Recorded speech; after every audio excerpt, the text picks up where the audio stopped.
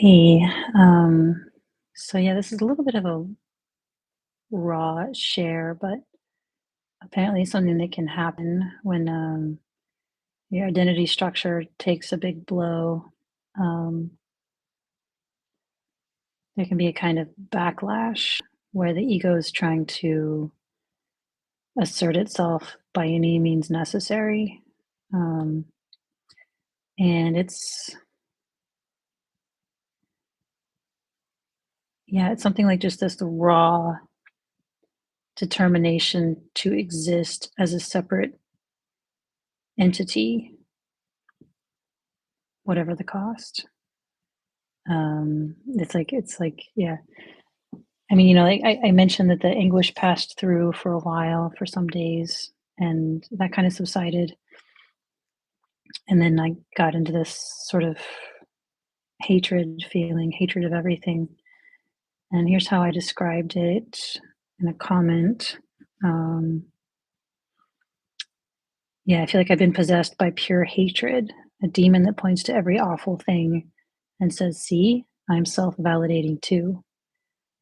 It points to beautiful things and says, "This will be annihilated like everything else good or pure or beautiful." Every single moment is gone and forgotten before it can even be properly registered. Meanwhile, I mean, the genocide in Gaza is still going on. The powerful do whatever they want, and we have no choice but to submit or fight.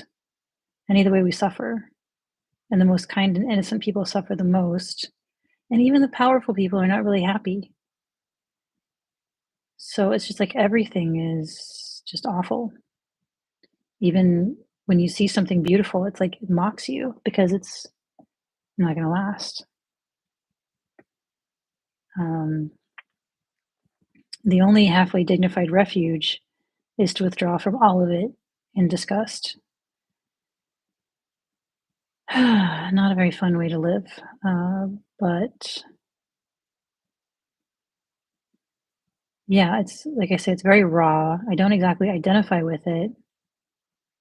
Like, there's not much here to identify with anything, but it certainly feels familiar, like the background tone of my entire life that I've always been trying to run from. It feels quite powerful, almost autonomous, and I have no defense against it.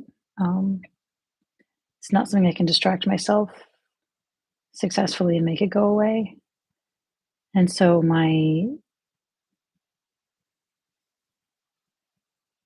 um, yeah, my instinct is to kind of take the stories, the words, the narrative with a grain of salt, feel the feelings, as unpleasant as they are, and wait it out.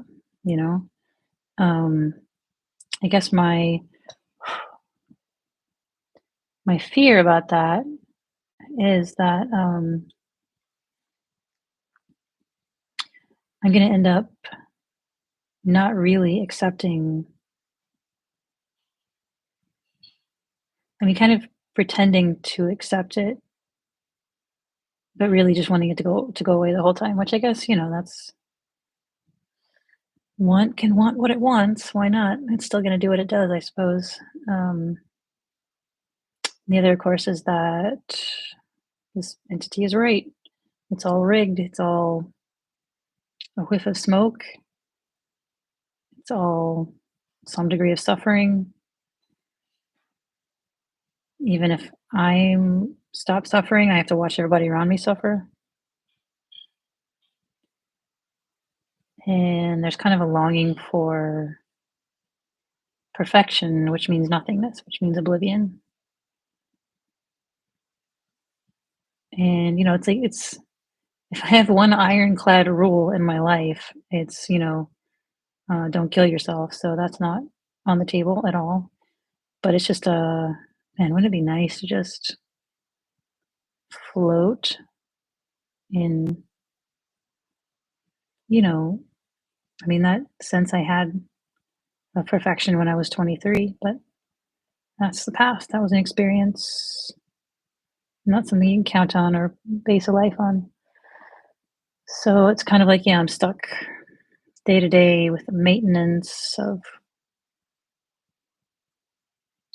you know, 30 fingernails and 30 toenails because of my kids and more because of the cats and, car batteries and it just all the things that you have to kind of pay attention to in this relative life. And a part of me is just like, no, I don't want to do that. I just want to float in a haze of perfection. And I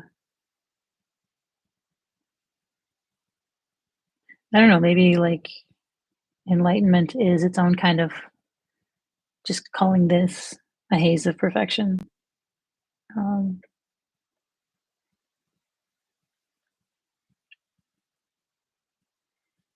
Nirvana is no other than our life, is what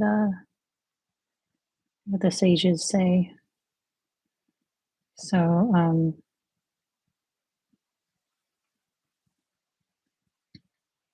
so yeah, it's not exactly a change in attitude. I mean, I've seen people change their attitudes, but that seems kind of like a band-aid over a chasm, you know. And I mean, some people live probably whole successful lives just being positive or assuming the best, but somehow I don't think that's going to work for me. It's an energetic thing, it's an identity thing, and it just has to play itself out, unfold. Like I said, I don't have a choice. Um, if you're cattle prodded in this direction with suffering, then you do it or you suffer.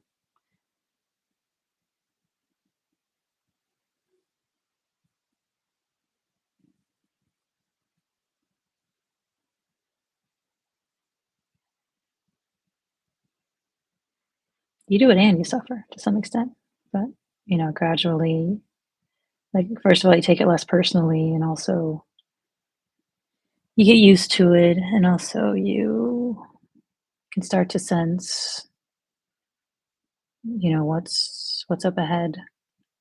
Not precisely, but some idea. So anyway, somebody in one of my Facebook inquiry groups, somebody called the beast.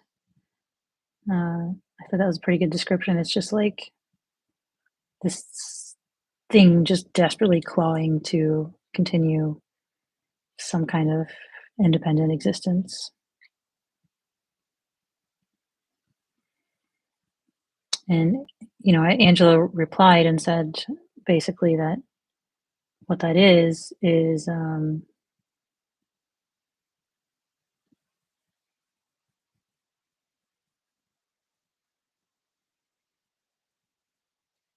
let me see if I can find exactly what he said.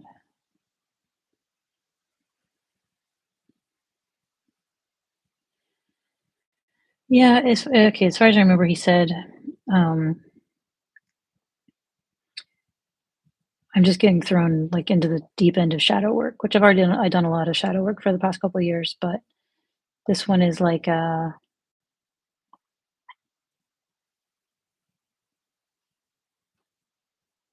it's more visceral. It's more um, just in your face, in your body, in your mind, everywhere. And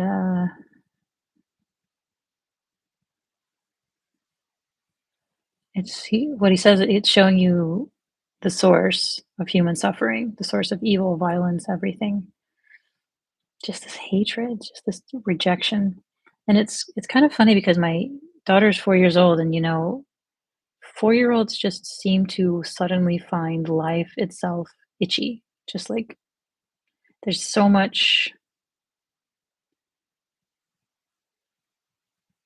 dramatics and whining and demanding, uh, and just big emotional storms. And part of it probably has to do with just starting pre-K. That's a whole lot of school for a little bitty kid. But um, yeah, as far as I know, generally there's just a lot of drama around age 4. A lot of big, big, big feelings that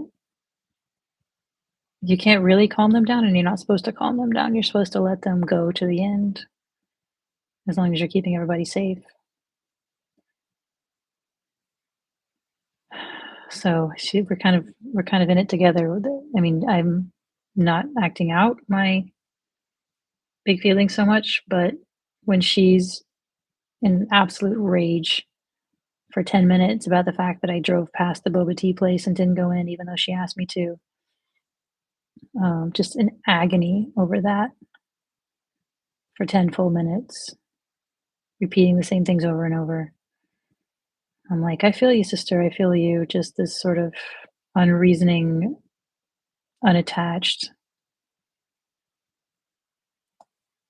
just rage and yeah, I guess hate. I mean, she hates the fact that I guess she can't control her own boba tea intake. You know, I mean, it kind of sucks being a kid. You're at the mercy of grown-ups, and I'm a pretty good grown-up as far as they go, but she still can't force me to get her boba tea every time she wants it. Whereas I can get in the car and go buy it anytime I want. Um, but yeah, it's I've long feared that there would be an awkward phase where I might kind of act or feel like a toddler. I don't know, 4 years old is not a toddler, but point being, this is old, raw stuff, and I can function, but it's not that easy and it's not that fun.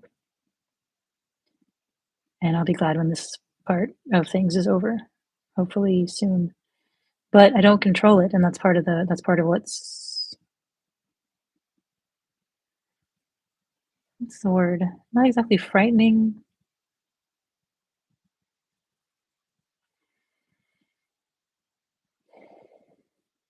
But yeah, in the same way that I like can't control when she gets boba tea, I can't control when these feelings come and go. Uh, I can breathe through them. I can take them less personally. I can try to isolate as much as I can when it's happening, but I can't control when it comes or when it goes. And that's, I guess it's ungrounding. It's another step in the process of really grasping not only how little control I have, but there's no I to have control anyway. And, reading that, hearing that, believing that is not the same as feeling it.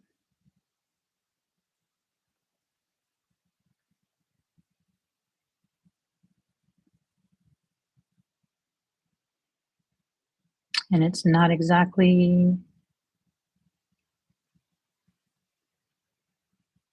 what I expected, and that can be a little freaky. I still have faith, I guess, trust, mainly because others have gone before. Of course, there's always the ego saying, no, but I'm different. I'm especially fucked up, or I'm especially stubborn, or no, my ego has it right, actually. My ego is the one that's figured things out. Uh, the spiritual teachers are full of crap. That's what my ego's trying to tell me.